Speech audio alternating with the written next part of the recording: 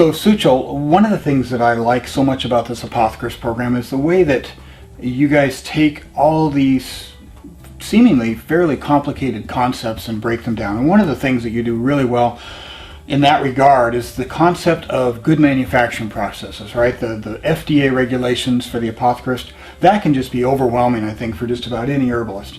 And so I would like you to talk about that in the way that you've explained it to me, and I know the way that you explain it to your class, and you can break it down a little bit, and the way that you compare it to cooking, to just basic cooking with recipes, I think is excellent, and it really breaks it down. So I was hoping we could talk about that today a little bit, and you can break down, what is the MMR, what is the BPR, what are those things, and how do you compare them in an analogy sense to cooking in the kitchen and making it a little more understandable for people. Sure, I would be happy to do that. When I originally started researching into GMP for this class, I wanted to find a way to break it down to where it could be simplified for the average herbalist or someone who wanted to set up their own apothecary and be able to be FDA compliant. And I was at a conference and someone was talking about the GMP regulations and how they're very similar to the same regulations that a commercial kitchen or a restaurant might have to follow for the health department. So taking off of that, I started thinking about it in a context of cooking and recipes. And so let's break it down that way. Your MMR form, that's your master manufacturing form, is very similar to having a cookbook with a recipe inside of it. So you would have a binder with all of these recipes that you have for your herbal preparations, and it's going to have the ingredients or the components that go into that.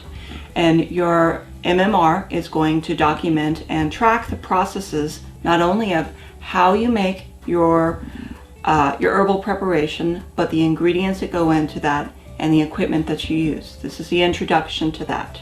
So our MMR, that stands for Master Manufacturing Record. That's right. Is going to be similar to, for instance, if we took a recipe book and we opened it up and said, hey, let's go ahead and look at a recipe book. Well, we need all of these things in here. We need some vegetable oil, but it's also going to give us how do we make it? What steps do we take to do that? Yes. And one step further, probably in the apothecary, might even be the equipment that you use, for instance, right? Absolutely. So yes. In a recipe, if a recipe really started from the beginning and said, hey, you're going to need a mixing bowl and you're going to need a measuring cup, make sure you have all these things. That would be an example then of our MMR. Is that right? That's right, yes. Yes, and one thing I will add to that is when you are making things, sometimes you need to use certain equipment that is specific to this recipe. So if I need to use a certain type of metal or material in the process of it, that might be something that will be listed on the MMR, so that every time I make this batch of cookies, it would come out the same way because I'm using the same materials and the same equipment each time. Okay, so that's our MMR. Then, but one of the things that happens is we know everybody who cooks ever made cookies before That's right. is going to know you might not have it's walnut chocolate chip cookies, let's say, and this time we're out of walnuts, or somebody's allergic to walnuts, or whatever it might be, and we're going to change the way we make it this particular time. So how does that compare then in the kitchen versus the apothecary? Sure. Okay, now what we're talking about here is a batch process record, your BPR. That is going to be, how do we make this recipe, these cookies, this particular time? So now you have your master recipe of the way that it should be, but as a part of that recipe, it allows you to make changes as you need to. That's all spelled out in your MMR. With your BPR, your batch process record, you're going to note when you are making a substitution. So let's say that we don't have walnuts this particular time. Maybe walnuts is one of the major ingredients in our walnut cookie recipe that we're going to make. If it's stated in our MMR form, the master manufacturing record, that we can have a substitution for walnuts and instead to use cherries instead, then when we are filling out our documentation on the BPR form, that's the batch process record, then we can say that this time we're going to use cherries instead of walnuts to make that substitution. Very good. So there's a term for that, isn't there? If we have to change Yes. things from the MMR to the BPR for that particular time, what is that terminology that's used?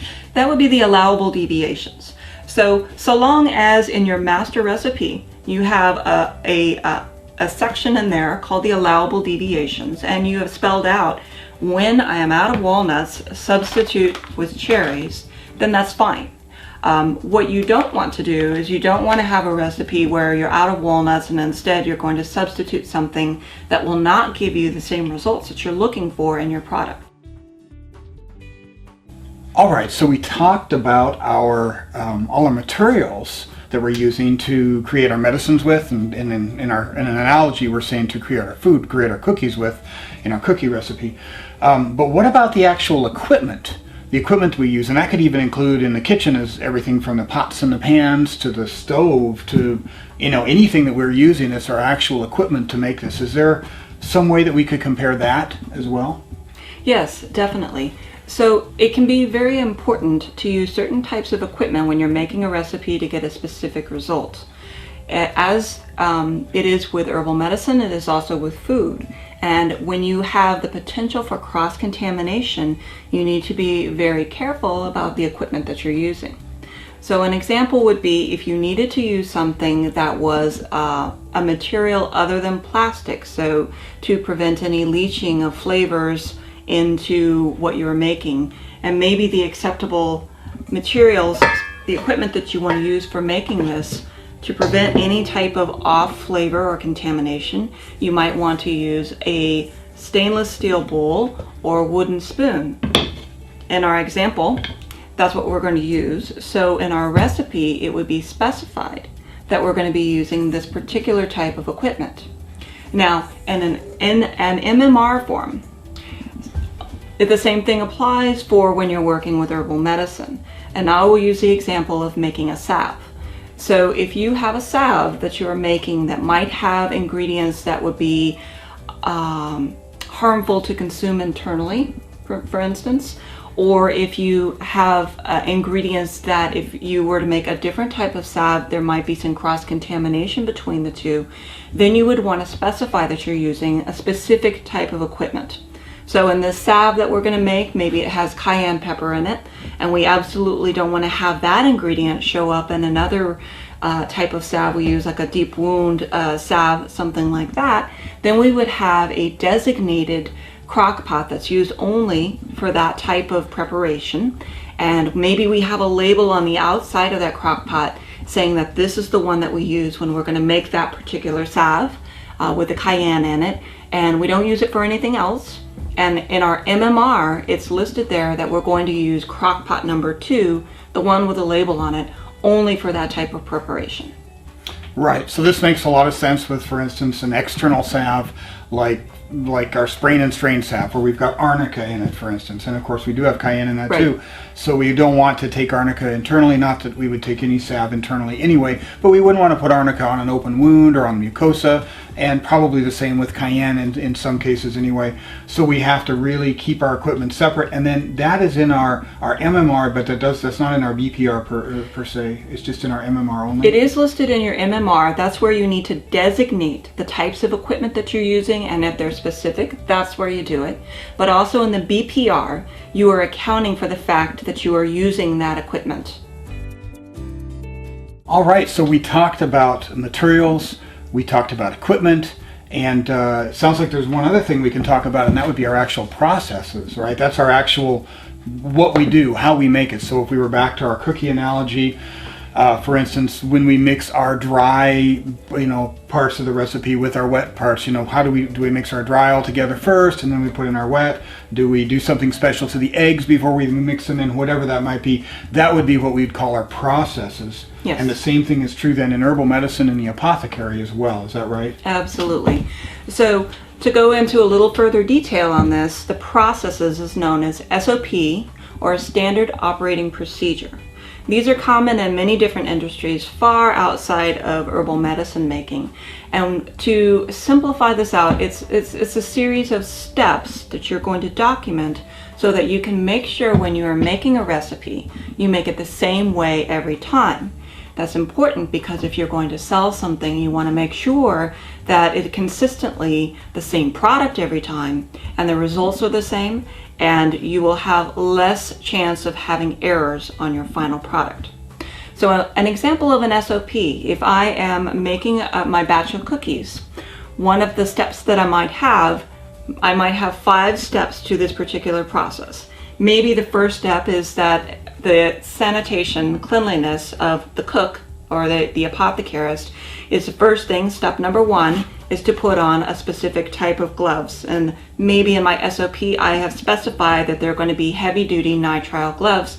I've used these before. I think that they work great, and that's the one that, as the apothecarist or the chef, I'm specifying this is the material that I want to use for that. That is spelled out in your SOP, your standard operating procedure. So step 1 might be to put on the gloves, and step 2 might be to wash the eggs. In this particular recipe, maybe that's a part of it. It has to be done for a certain reason, maybe because there's a salmonella risk. Okay?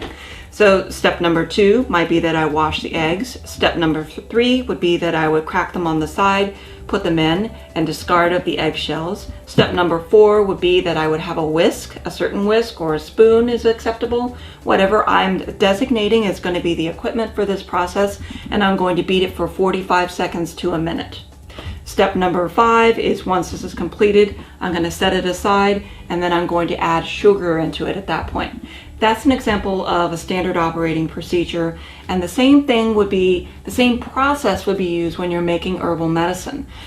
There may be steps that you would want to take that before you add ingredients together to make sure your initial ingredients, like an infused oil perhaps, might be a little bit stronger or have a certain consistency before you mix it into the rest of the recipe. Right. We might be talking about a temperature and the length of time that we infuse an oil at a certain temperature for certain herbs. Some herbs maybe have more terpenes in them, and we want to make sure we keep the temperature lower so they don't evaporate. Or some may be that we want to have a little bit higher temperature for one reason or another, and that all goes into our process. So that could be actually fairly detailed. I mean, we could get into a lot of detail about each one of those steps. You certainly could. And that is an entire lecture all by itself. But the basic understanding of how an SOP works is just a detailing of a certain process. And in a binder that you have, you keep track of all of these processes. So you might have one on how to make a decoction, the 16 steps that go into exactly how you're going to do this and end up with the same result every time. Or you might have an SOP.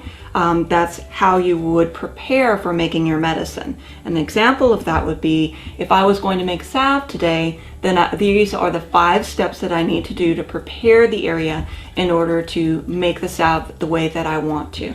Right. So anytime that you're actually referring to a decoction, then we know you're referring to that SOP of the decoction in your SOP, then your standard operating procedure. And is that kept in a separate document in your SOP? Actually, that's a great question. Yes, it is. It's kept in a separate document called a list of definitions.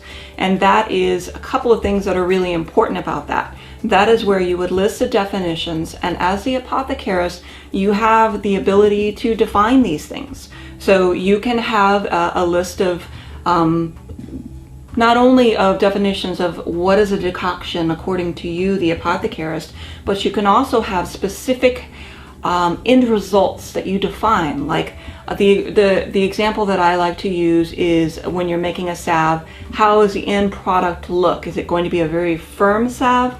And if it is, what defines a firm salve as opposed to a soft, gunky, kind of runny salve? So as the apothecarist, your list of definitions will allow you to be able to do that. And that's super important because if you have an intern or another staff coming in to make your medicine for you, and in your SOP, it is referring to, I want my salve to be a firmness level 3, and you've defined that, and in your list of definitions, the person making that will know that they need to look at that and make sure that the end result matches what you've designated that it needs to be.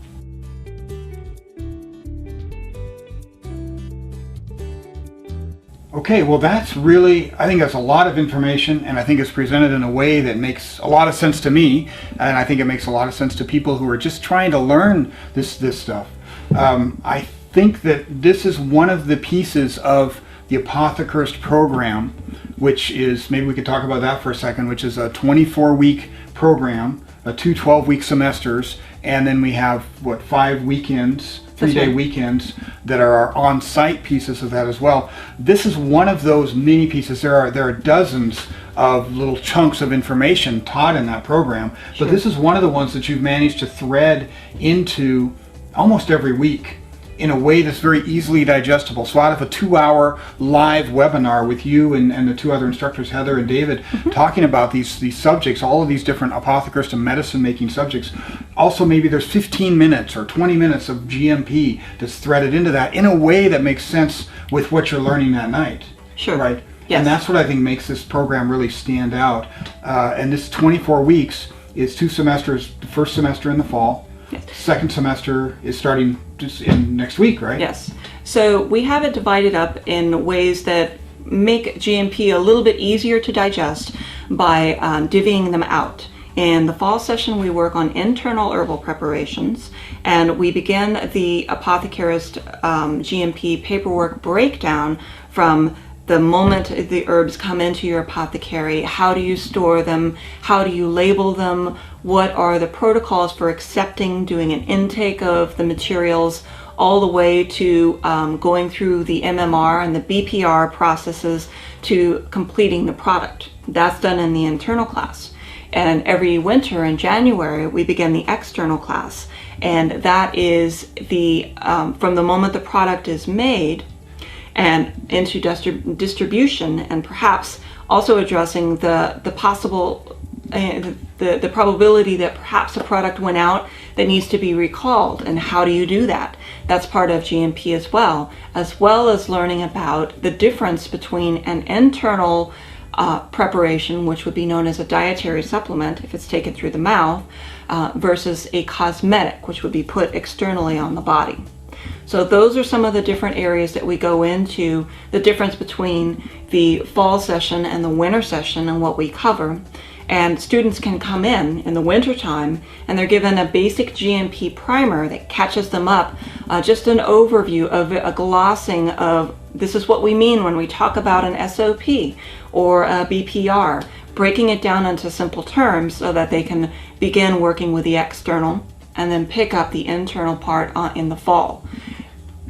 So that one of the things that you do is you send out herbs both in the spring and in the fall. That's right, yes. And so we send out the herbs to people, and they get an actual, they have to go through the process just like they would if they were actually an apothecary. Yes. Of listing and going through the shipping label or shipping list. And so everything that we do in the course, both in the fall and in the winter, is all of it is a learning experiment of when you get your herbs, you're working with them and bringing them in the way that you would need to. In an apothecary, you're doing your documentation, and that is why we break it out the way that we do, so that as you are learning about the process of making a salves, you're going to have the paperwork that goes along with that. We walk you through the process of recalling your salve if it wasn't quite the right consistency, maybe. In the same way in the internal class, we do the paperwork just one little chunk at a time to give students a chance to absorb it and to understand how you would use it in a real situation. So on top of all of that, so this GMP piece is just like maybe, 20% of the material, the curriculum, if that. Mm-hmm. And on top of all of that, then what we're teaching is how to make all the advanced formulas and advanced preparations, administrations, whether internally. So we're doing oxymels and syrups and decoctions and tinctures, of course, of all types, percolation and maceration tinctures and all of that. And then in the winter or the spring course, the one that starts here next week, you're doing the salves and you're doing liniments and you're doing soaps and you're doing lotions and you're doing all the things that are external as such. And then it all kind of wraps together with the hands-on workshops. And there's 5 of those, and a student has to take at least 3 of those, come in for 3 of those in order to be able to graduate with certificate, of an apothecarist certificate. Yes. But those 5 are, can you go through what those 5 are? Sure. Just the subject matter of them? Yes, or absolutely. The titles? So the first one is the herbal internal preparations. We do that every November. and it's followed by the external preparations. That's 3 days. All of these are 3-day intensives. That one is typically done around March of each year. We have a therapeutic distillation of essential oils where students spend 3 days walking through the basics of making their own essential oils, which is quite a bit different than purchasing them. And they actually walk away with a distiller too, right? If they want one, they can purchase one. That's correct, yes. So they have all the tools. That particular one, we work through the wild crafting of the medicinals that we're going to use in that class, and then students have a chance to work through the making of oleoresins and essential oils from botanicals that are growing right there. So it really is a unique way to approach that topic, because a lot of these essential oils that we can make are ones that you wouldn't commonly be able to find through a mass producer of them. Right.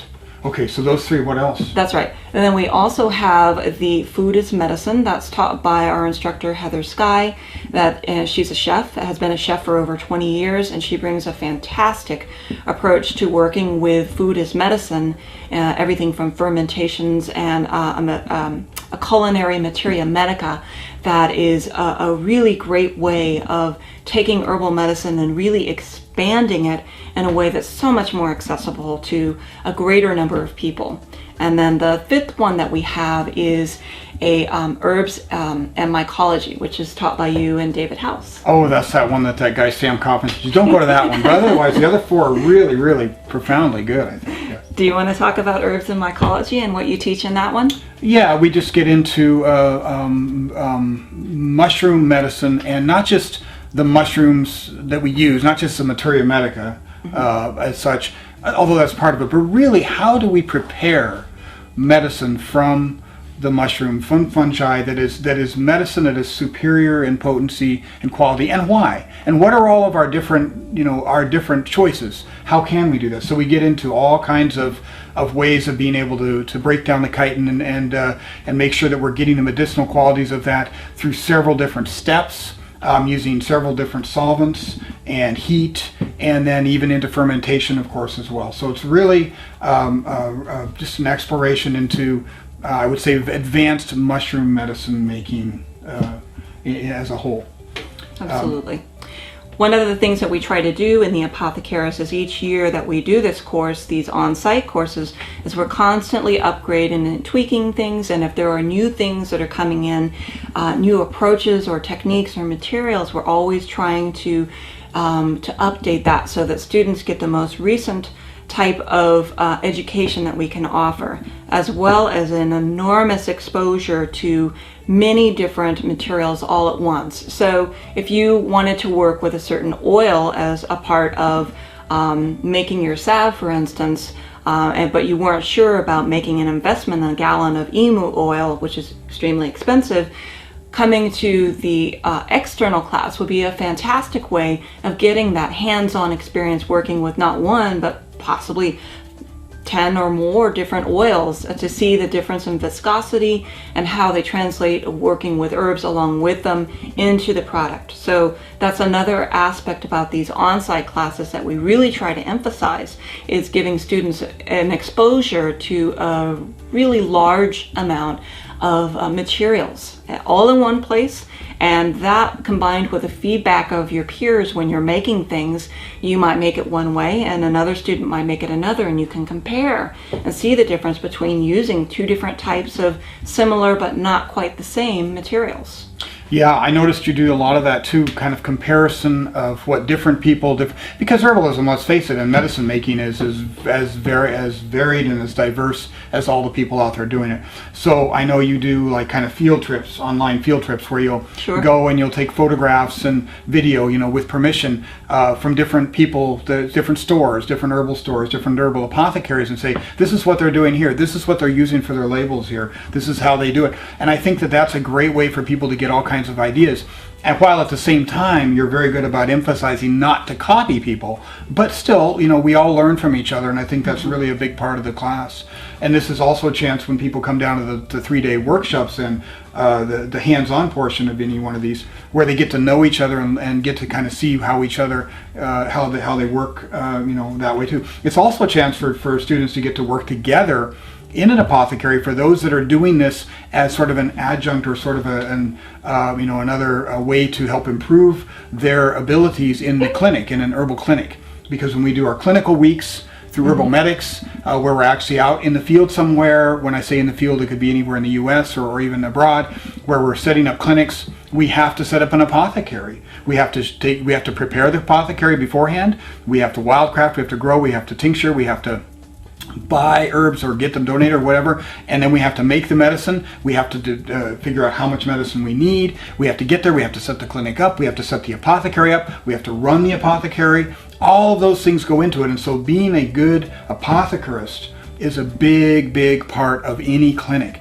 And so we really emphasize always the hands-on, and I think between the live webinars where you've got 3 teachers that are teaching at the same time, really, well, not exactly the same time, obviously, but passing off the baton and going from subject to subject, really engaging live is as close as you can be to sitting face to face with teachers, without being there. So you're passing off the baton and going around through through whatever aspects, and you're changing it, you're always evolving it. It's always changing and growing. It's never the same as it was exactly last year because things change, and rules to laws change, all those kinds of things too.